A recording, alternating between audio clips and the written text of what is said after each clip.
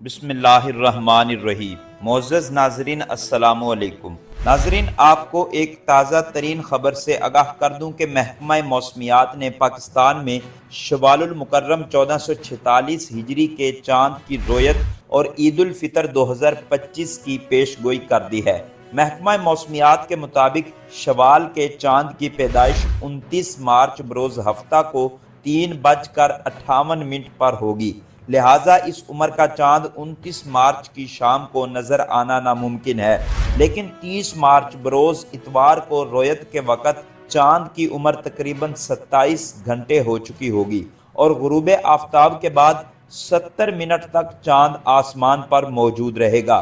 اس عمر کے چاند کو آنکھ سے براہ راست دیکھا جا سکتا ہے، لہٰذا بہت زیادہ توقع یہی کی جا رہی ہے کہ پاکستان میں عید الفطر 31 مارچ 2025 بروز سوموار کو ہوگی، لیکن حتمی فیصلہ رویت ہلال کمیٹی شوال المکرم 1446 ہجری کا چاند دیکھنے کے بعد کرے گی۔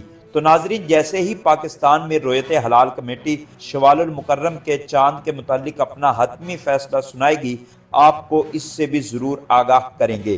تو اگر آپ مزید اس طرح کی اپڈیٹ بر وقت حاصل کرنا چاہتے ہیں تو ہمارے اس چینل کو سبسکرائب کر کے بیل کے آئیکن کو ضرور پریس کر لیں تاکہ آپ کے پاس ریگولر ویڈیو کا نوٹیفیکیشن بر وقت پہنچتا رہے۔